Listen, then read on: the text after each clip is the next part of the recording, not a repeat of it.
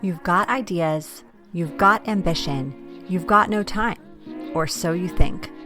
I'm Marissa Lonick, and I help busy moms with big dreams and no time.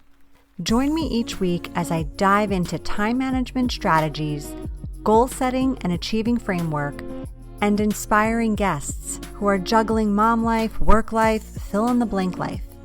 Dreams don't work unless you do, and just because you're a mom doesn't mean you can't still make it happen, whatever it means to you. Welcome to the Mama Work It podcast.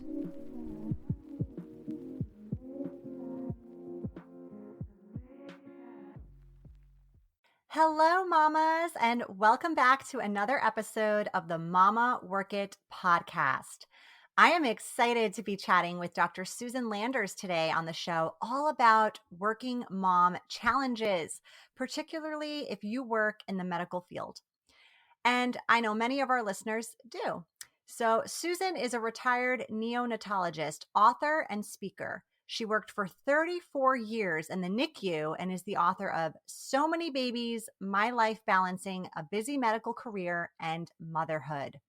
As a veteran working mom of 3 now grown children, Susan is here to share her wisdom, her stories, her lessons learned about how she thrived as a working mom and physician for over 30 years. Susan, thank you so much for being here. Oh, you're welcome. It's really a pleasure. I like getting a chance to meet you. Great. Okay. Well, first things first, please tell us a little bit more about you and what prompted you to write this book. I practiced neonatology for 34 years. I loved being a physician and I loved being a mom. 2 years before I retired, I was burned out. I think I had had just a little bit too much NICU, too many nights on call, too many really sick babies that may not have responded to therapy. And so I began to write about my experience as a way to heal my burnout. I went to work part-time at the very end of my career, the last 2 years, and I began to exercise more. I visited with friends. I picked up old hobbies. I started playing the piano. And over the course of 2 years with my writing, I felt better. I recovered from my burnout. And then I was ready to retire. So I had begun telling stories of my favorite patients during that recovery process. And then I realized that their parents had been very inspirational, very courageous, had meant a lot to me throughout my career. And I said, well, why don't I just write a book? Why don't I just tell some NICU stories to give people a look at what it's really like to work in the NICU? Nurses and doctors are always saying, oh, they don't really get what we do. And everybody has a baby and everybody knows what it's like in labor and delivery. And most people have an idea of what it's like to have a newborn. But if you're not one of the unlucky 10% who have a sick baby that needs NICU care, you may not have any idea of what life is like in the NICU. So I wanted the stories of my special patients to describe that life and how hard we worked to help those children get better. So that's how the book got started. Then the ladies in my book club said, well, why don't you tell stories about your own motherhood experience? Like being a physician mom, that's kind of hard, isn't it? And I said, oh yeah, it was so hard. And they said, well, write your stories about being a mom, put them together with your stories about your patients. And that's how the book came to life. Interesting. Okay. So it was sort of like the people around you inspired you to take that step. Like at first it was therapeutic for you to be writing about that. And I have to say, Susan, I can 100% relate to this because when I was feeling really stressed, really overwhelmed, I took to starting my blog at that time. And it was my creative outlet that led me one step, here, one step there, to my book, to all those things. So I can relate 100%. I Good. think it's I think it's good for listeners to hear this, because when you're so busy as a working mom, you often think, well, what can I take off my plate? Right? And that's not the wrong thing to think by any means. Of course, it makes logical sense. But also, what can you add that's going to bring you some joy? What can you add that's going to be your outlet, your creative outlet? We are creative as people, no matter how uncreative you think we are. Creativity is a really important thing to have and to exercise regularly. So, It is. It yeah. is. And I enjoyed picking up cross stitch again. I enjoyed playing the piano. I'm not very good at it. I even joined a handbell choir at my church and started, ringing handbells. I wasn't very good at it, but I learned. And so all of those things were, in fact, creative. They allowed me to use a different right brain, way different from decisions I was making at work, and writing about my feelings and my experiences in the NICU was also very, very stress relieving. Yeah. It was very helpful for me to look back, make sense of certain cases and certain situations. I'm sorry to say that I didn't have the time to do that until I went part time right before I retired.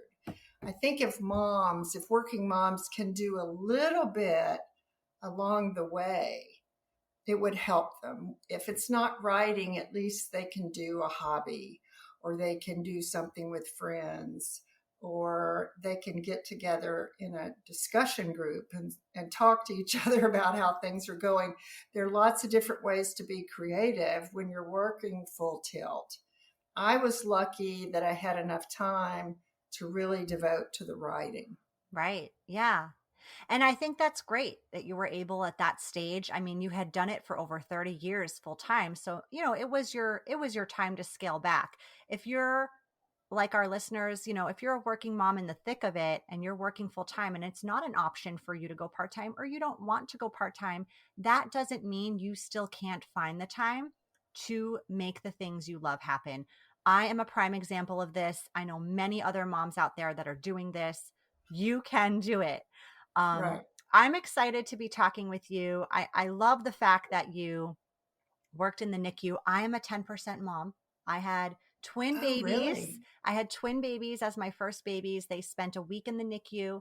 Thankfully, they were not very sick, just small, small, and needed some support with their temperature control. But I Right. can attest to how stressful it was being a parent in the NICU. So I can understand, as the true caregivers there that are 24/7 round the clock, like really responsible for the health of that baby during their time in the hospital, how stressful that must be. Well, it's not stressful unless the babies are so sick and don't respond to therapy. But the biggest stress, not really for us, for kids like your twins, is for the parents. I mean, it is scary to have a kid in the NICU. You don't know where it is. There are all these wires and tubes, there are monitors going off. You don't even know if you can touch your child. I mean, luckily your twins weren't very sick. They were probably in an incubator or an Yes. isolette, maybe had an IV or a feeding tube. But some babies are really tiny and really sick, and parents feel like they can't even reach out and touch them. And so I like to, and of course the nursing staff always do, try to help moms and dads adjust to this scary, challenging situation that is having a baby in the NICU. I like to say, this is horrible. You're going to feel bad. You're going to be scared. Some moms even feel guilty. They shouldn't. It's not their fault. And everything is going to take an adjustment. And I like to prepare them and kind of help them along in the journey of having a baby in the NICU. Like, imagine if your twins had been in the NICU for 2 months, the strain that would place on your marriage, for example. Sometimes I would say to a mom or a nurse, a bedside nurse she's here all the time. She and her husband are never together. She goes home exhausted. She comes back every morning.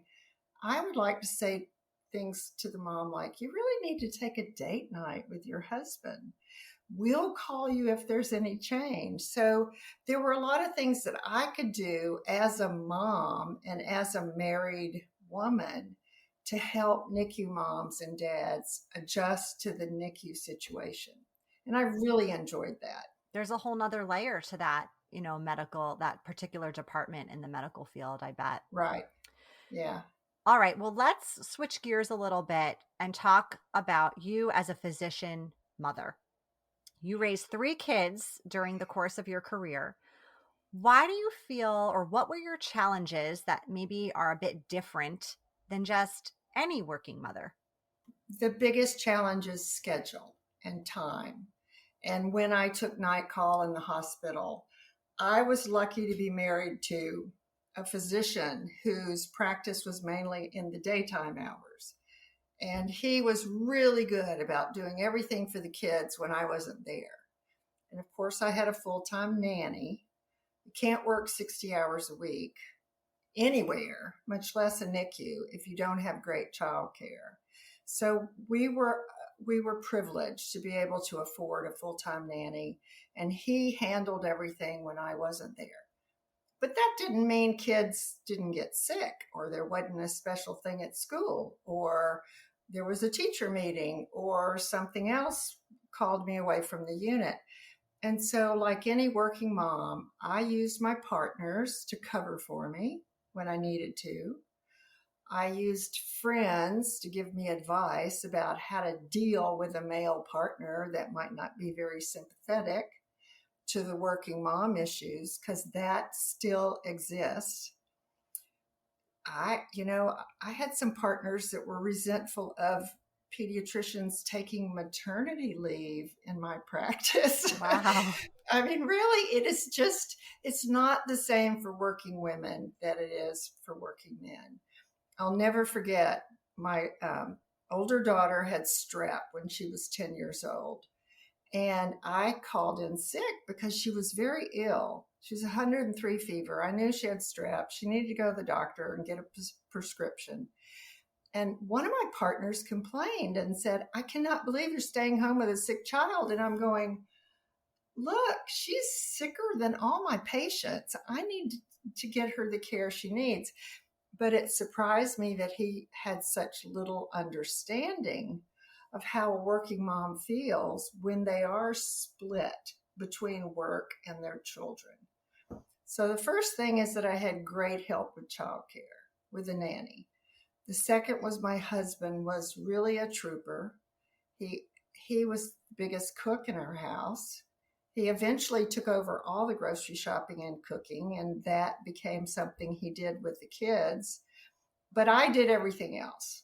All the school stuff, all the play dates, all the sleepovers, all the teacher meetings, all the soccer uniforms, on and on and on. And so as a working mom, I still had to give responsibilities and duties to him. Luckily, the nanny did the pick up and drop off and laundry and things like that. But as any working mom, I had to pick my battles. I had to ask for help. I would ask my friends at work, how did you handle this? Does your husband do this? Have you had trouble with this? And we would talk about it. My mom's support group was very important. It was just critical. I had a group of friends, and we had all gotten married around the same time, and we had all started having babies. We were all physicians, and we would look at each other going, man, this is a lot harder than we thought this was going to be. I mean, all working moms are a little bit astonished at how difficult some days are to be one place and not another. I think that's universal. And I tried to tell the stories of my motherhood challenges in my book to give examples of those kind of situations, because I think all working moms struggle with that.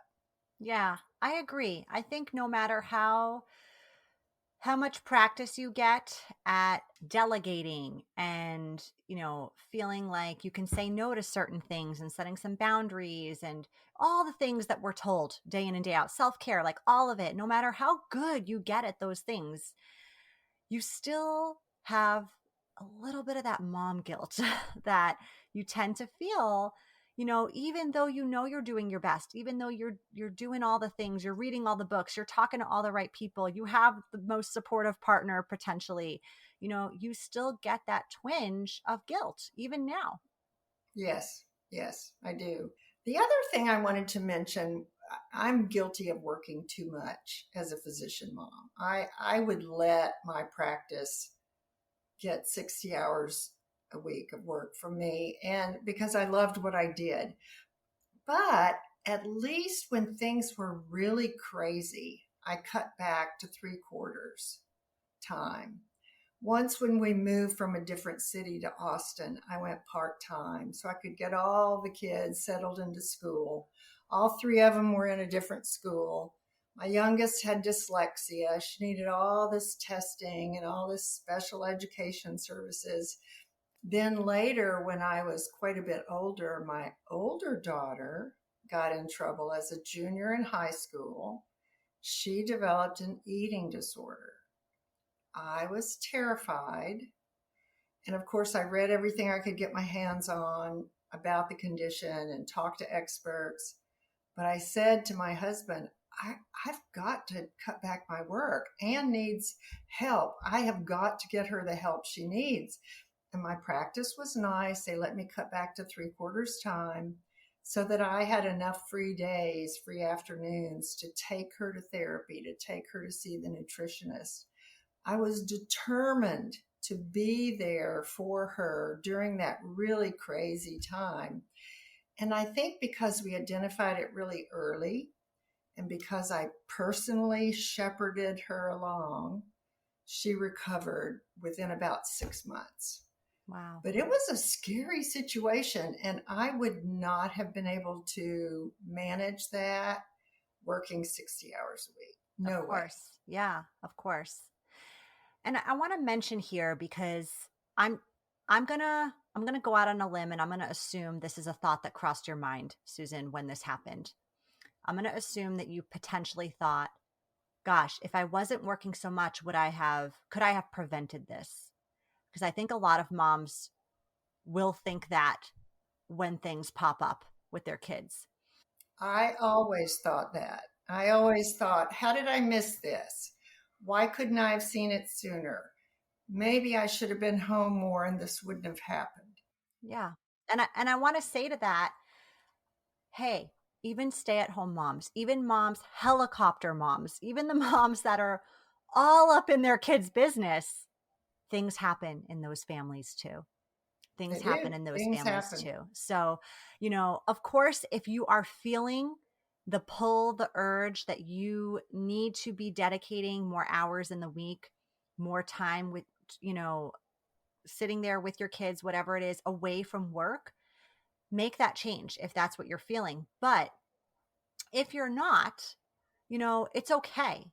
It's okay. And then if and when these things pop up, it doesn't mean it's because you made that choice, right? Or it doesn't mean it's because you weren't around. Like, Oh, I agree. Things happen. Children get illnesses. Children have diseases. Conditions develop. And you may have a harder time with a kid as a teenager and they were the best little toddler ever. right. You just don't know what's you're going to be faced with throughout the long haul of raising kids. And it really can be a surprise, but it's not our fault. Working women should not feel guilty because most working women want to work, hopefully feel fulfilled in their work, and their working makes them a better mom. Yes. I really believe that when you're doing something that you think is valuable, then when you go home, you're a much better person for your spouse and for your children. Yes, I agree. I agree.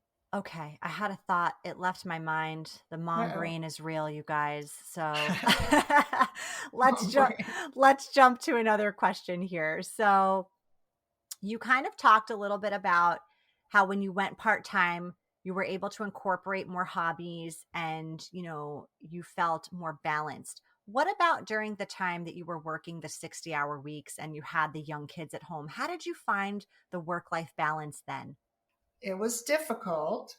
My husband and I benefited from a couple support group that a psychiatrist in Houston, who was also a Methodist minister, started.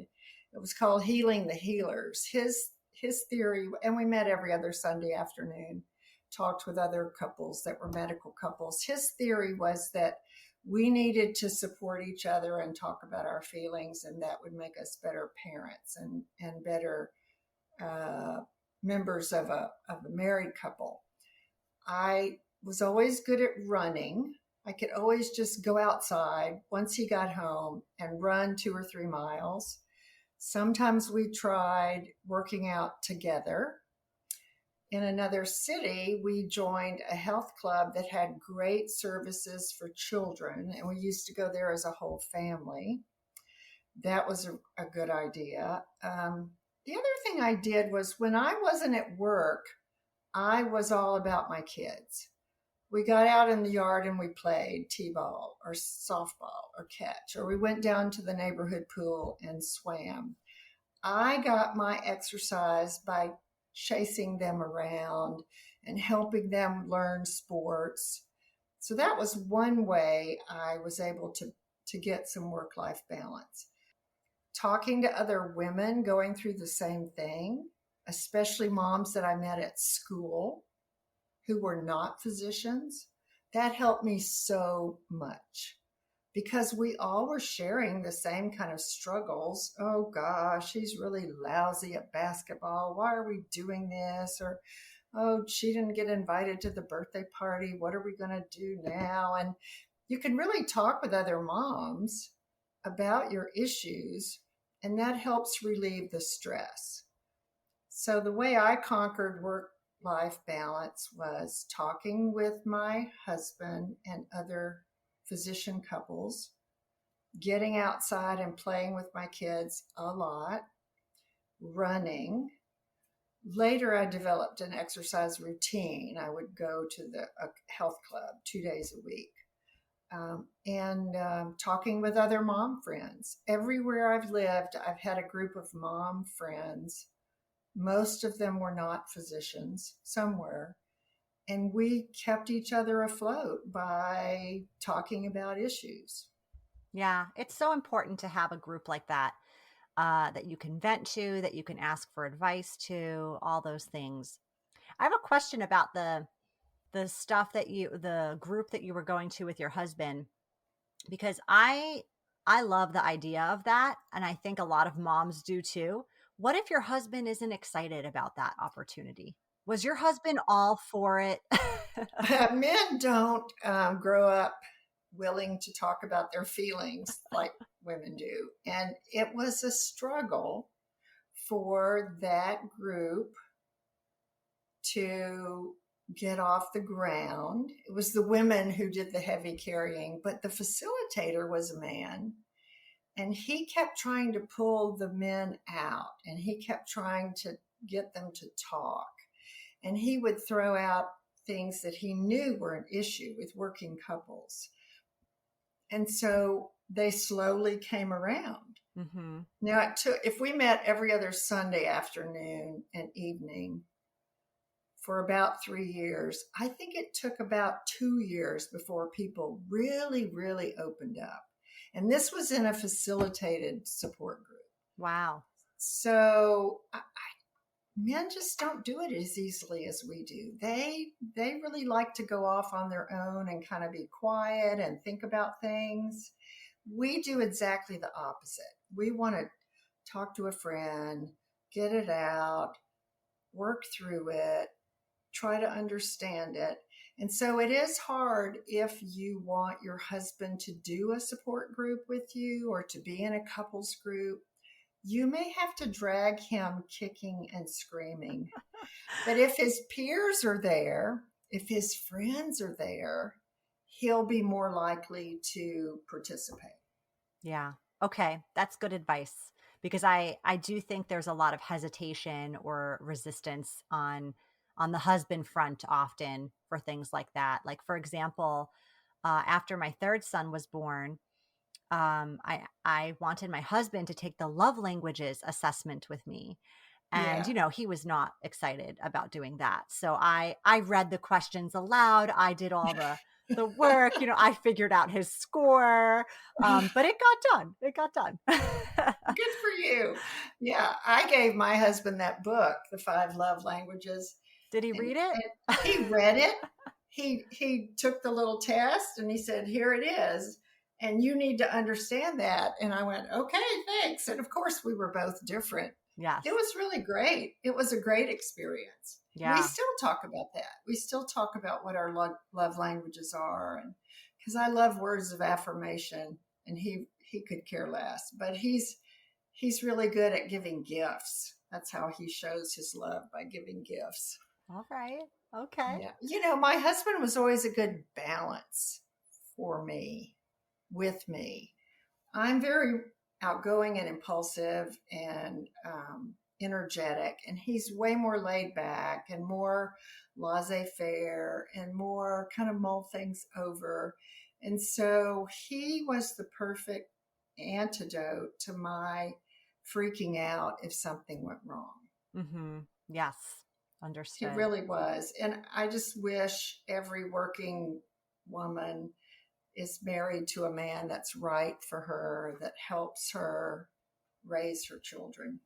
Yeah. It's really important to have support, whether that's in your partner, in your parents, your in-laws, your friends. I mean, whoever is in your village, Right? right? It's important to lean on that support because you absolutely need it as a working mom, no matter what age your kids are. Because I've got little kids here. I know a lot of listeners have little kids, but the problems remain sometimes, at the old, even maybe even bigger the older they get, I'd imagine. So it's really good to have that support system in place. Oh, it is. Yeah, it's so important. Okay, great. Well, Susan, we are going to move on now to the lightning round part of our show. This is when I get to ask some just for fun, random questions so our listeners can get to know you a little bit more personally. Are you ready? Sure. Okay. This is very, very important. I want to know. Nail salon, hair salon, or spa. You can only pick one place to visit for the rest of your life. Which one is it? Oh, has to be hair salon. I used to have very bright red hair, and it's really changed color over the years, and it's kind of beginning to go white in places. So I have to have a color that blends well. I'm Yes. sorry to admit that, but Yes. No, I'm with you. I never want to go gray. Ever. Okay, if you could only eat one food for the rest of your life, what would it be? Calories don't count. I think it's spaghetti with the tomato and meat sauce. It's just one of my favorite comfort foods. My mother made it. I made it. My kids love it. It's just makes me feel um, satisfied and happy. Yeah, that's a good choice. That's a good choice. What's your cocktail of choice? I used to drink Chardonnay wine, but I quit drinking right after I retired because it was beginning to affect my sleep and it was beginning to give me gastritis and indigestion. So, but I do love Chardonnay wine. Okay. What is one app you cannot live without? I love the Calm app, CALM. It is, I think, the best app out there for learning to meditate, for learning mindfulness, for listening to inspiring stories. I don't use it for the music much, but I think it's great. It helps me meditate when I have free moments, because I'm not one of these people who can meditate on my own. I have to be listening and concentrating. I've never been very good at meditation, but I have learned mindfulness, and I think that app is great for that. Great. Yeah. Any other, just before we wrap up, any other like final advice you'd want to give to working moms listening, especially those who potentially are physicians or nurses or work in the medical field and are really vibing with the experience that you have had over those 30 years? My advice would be to say to yourself what you're doing is hard and give yourself some grace. If you're in the medical field, you're always being compassionate. You're always giving yourself to others. And that really can take a toll. And so you have to take care of yourself and give yourself a little space and a little grace. You're working hard. I think any working mom that works hard, whether she's a lawyer or an accountant or a marketing exec or an IT person, you're going to get tired. And you need to say to yourself, being a working mom is hard, no matter what your job is. You can't be in two places at once. You have to work like you don't have children, and you have to have children as if there's no work that you're thinking about. And so we sometimes expect too much from ourselves as working moms.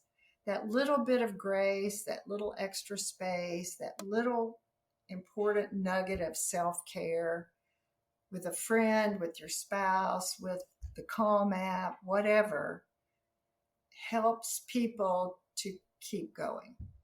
Yeah, that's great advice. Thank you so much for sharing that. All right. Well, before we wrap up this episode officially, please tell our listeners where they can find you. Oh, thanks. I have a website, SusanLandersMD.com. All of my social media accounts are accessible there. And I have a blog there and some other resources for parents. My blog posts are about sort of ideas that general pediatricians would want parents to know, co-sleeping and alcohol and breastfeeding and eating disorders, things like that. So they can check it out there. Everything is linked to my website. Wonderful. And my new book is there too. I didn't get to mention my new book, So Many Babies, My Life, Balancing a Busy Medical Career in Medicine. And if you want to hear some really typical mom stories, they'll be in my book. Yes, definitely. Well, thanks again, Susan, for being a guest. This was a great chat. Oh, thank you so much, Marissa. You've been listening to the Mama Work It podcast. I hope you've enjoyed this episode and would love if you could take a quick minute to leave me a review on whichever platform you're listening from, and maybe even send a note to a fellow mama friend recommending it. Reviews and recs help this podcast grow and reach more like-minded, awesome moms. And if you haven't subscribed yet, don't forget to click that button so we can stay in touch, girl. By the way, if you haven't checked out the Mama Work It website, please do. There are lots of free resources and great articles there that can help you with the juggle of work life, mom life, wife life, fill in the blank life. So head on over. Thanks again for being part of the tribe. I'll see you soon, but in the meantime, keep on working it, mama.